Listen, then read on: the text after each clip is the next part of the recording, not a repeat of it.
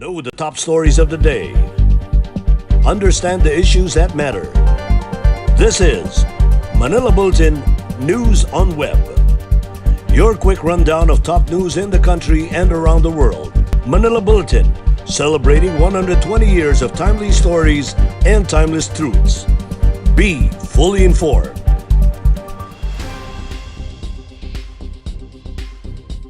Hi, I'm Barbie Atienza. This is MB Now, and here are your news on web.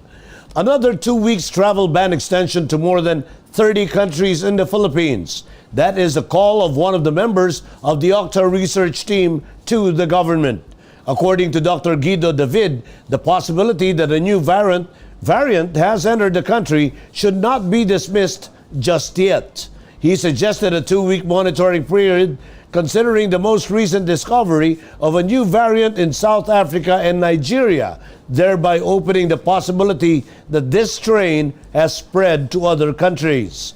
The travel restriction imposed by the government in 33 countries will end on January 15, Friday. David said strict border control in airports must be put in place if the government decides to lift the travel restrictions. The NAIA Interagency Task Force is facing challenges in facilitating arriving overseas Filipino workers and non-OFWs due to lack of quarantine facilities. NAIA Terminal 2, Philippine Coast Guard Commander Edison Abanilla said the quarantine facilities is now limited due to the influx of repatriated OFWs coming from 33 countries.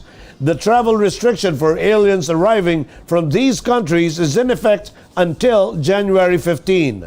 Some of the government quarantine areas are now in full capacity, especially in New Clark City in Pampanga, Batangas, and Tagaytay in Cavite area.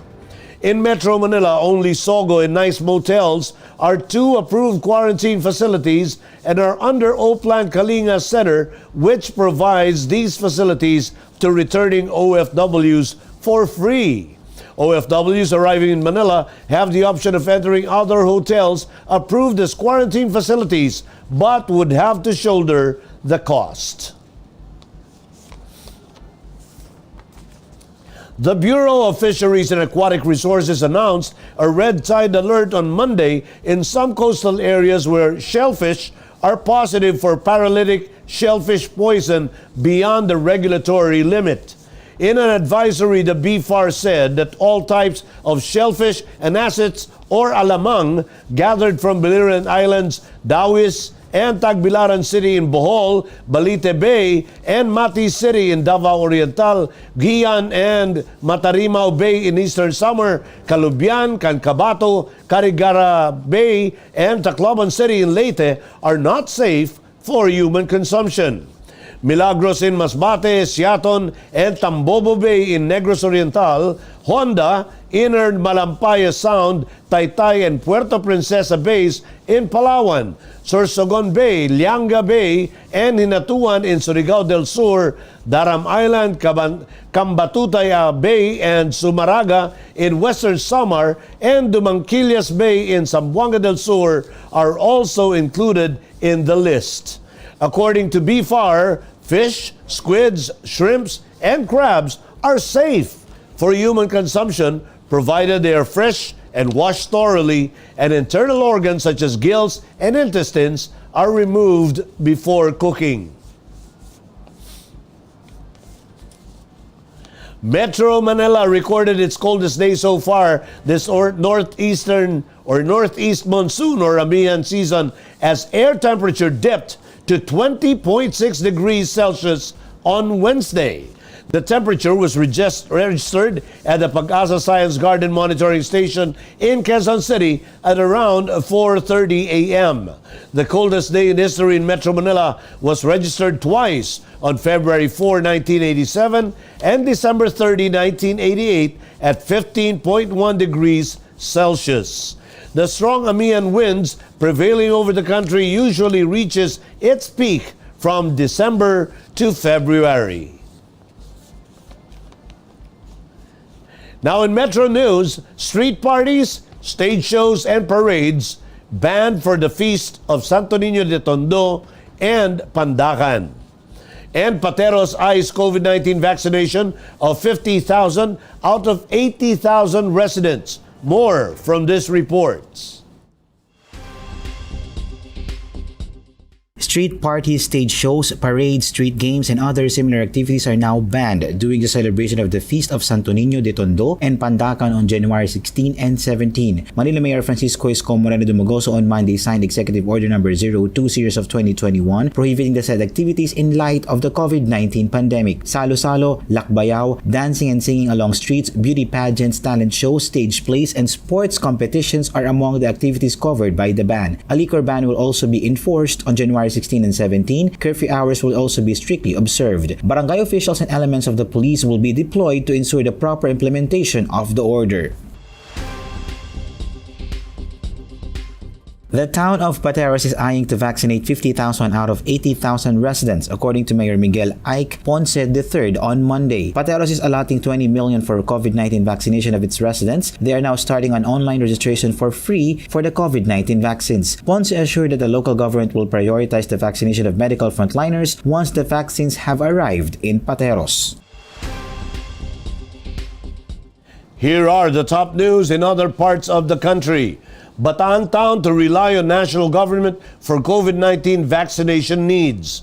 491 illegal firearms surrendered in Iloilo province. And Gensan allocates 200 million pesos for purchase of COVID-19 vaccines. Details in this report.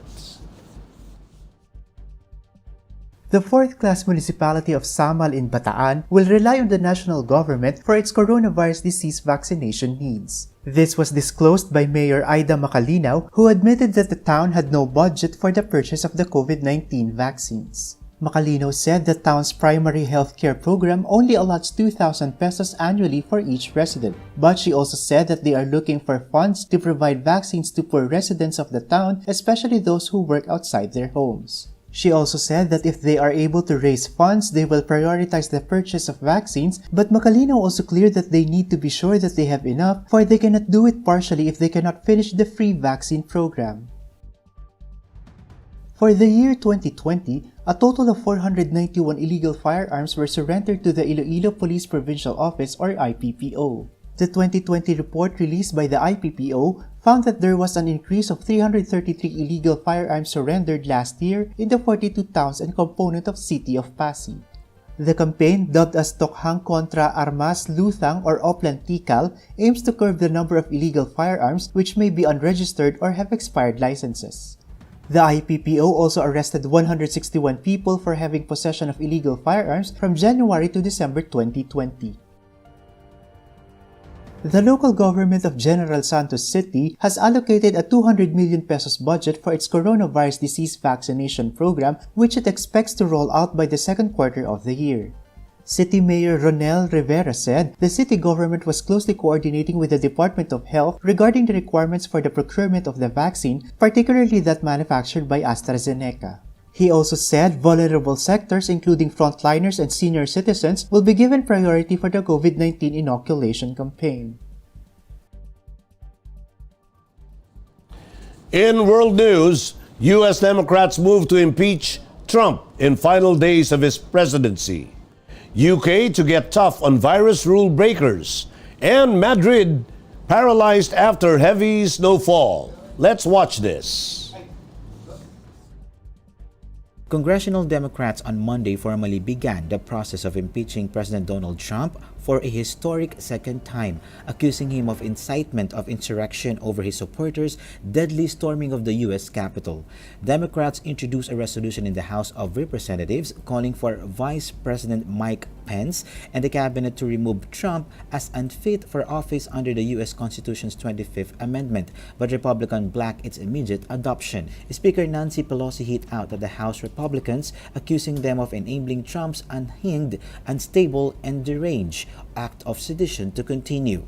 Meanwhile, President Donald Trump calls preparations to impeach him in Congress absolutely ridiculous, saying it's causing tremendous anger. British Interior Minister Priti Patel warns in a press conference that anyone flouting coronavirus lockdown rules will face action from the police as the government vows to step up enforcement measures to cut surging infection rates that risk overwhelming health services. Patel said police had already issued 45,000 on-the-spot fines to people who failed to adhere to strict lockdown guidelines. Britain is currently in the third national lockdown with schools and non-essential shops closed as a new, more transmissible strain of the virus spreads rapidly across the country. Armed with picks and shovels, residents of Madrid slowly shoveled out of Spain's worst snowstorms in decades, which turned roads and pavements into skating rinks. Officials asked people to stay at home if possible after Storm Filomena dumped between 7 to 8 inches of snow on the Spanish capital between Friday and Saturday. Emergency services workers and soldiers freed 2,500 drivers trapped in their vehicles by storm, which killed at least 3 people. The authorities are worried about the prospect of snow turning to ice, with temperatures expected to fall to minus 13 in the center of Spain.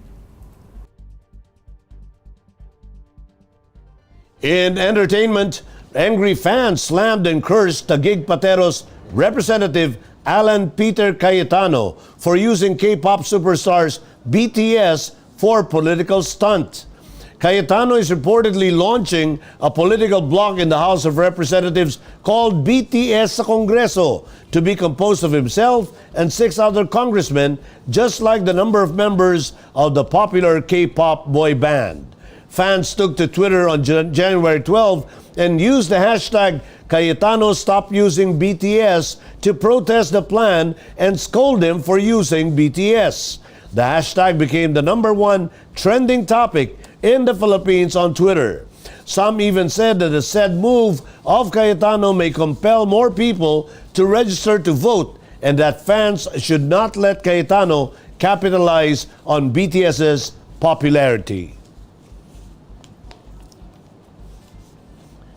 In sports, the 6th Asian Beach Games has been postponed for the second time due to the pandemic. In a recent statement, the Olympic Council of Asia deemed it necessary to move the event following growing concerns over the coronavirus, particularly on the potentially more dangerous variant discovered in the United Kingdom. The Games were initially scheduled on November 28 to December 6, 2020 in Sanya, China, before it was rescheduled to April 2 to 10 this year. The Philippines last competed in a 2016 edition held in Da Nang, Vietnam, where the country went home with 2 gold medals courtesy of jiu-jitsu fighters Meggy Ochoa and Annie Ramirez. The Philippine team also bagged 4 silver and 15 bronze medals. A new date has yet to be announced. In today's Tech Talk, we take a look at a computer mouse that simultaneously works on multiple devices. Manila Bulletin's Tech News editor Art Samaniego introduced to us what this computer mouse's flow technology is really all about.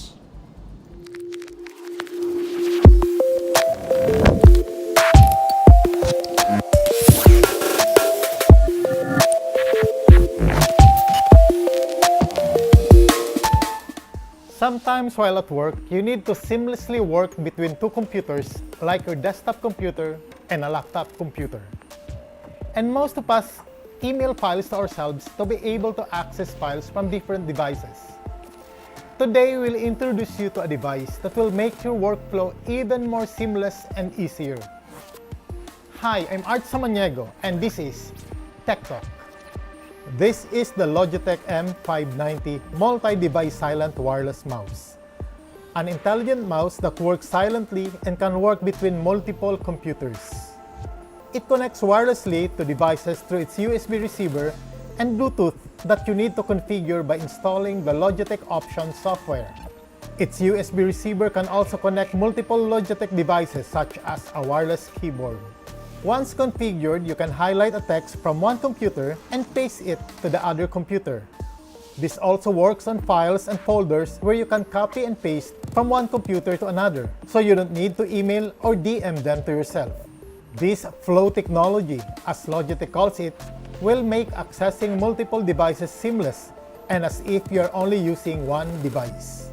The Logitech M590 is also soft to the touch and as silent as a mouse, so you don't have to worry of that clicking sound that echoes in silent places.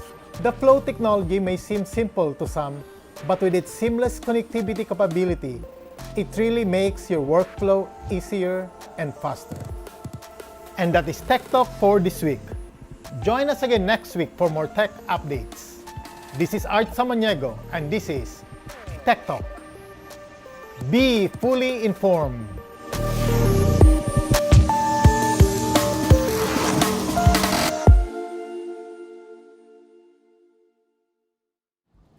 And those are the news on Web today, January 13, 2021. For more news and details, get your copy of Manila Bulletin newspaper tomorrow or log on to www.mb.com.ph. Or you may also subscribe to our newsletter through the link on this video's caption to have the day's latest news delivered to your inbox. I am Barbie Atienza for Manila Bulletin, celebrating 120 years of timely stories and timeless truths. Join us again tomorrow. This has been MB Now. Be fully informed.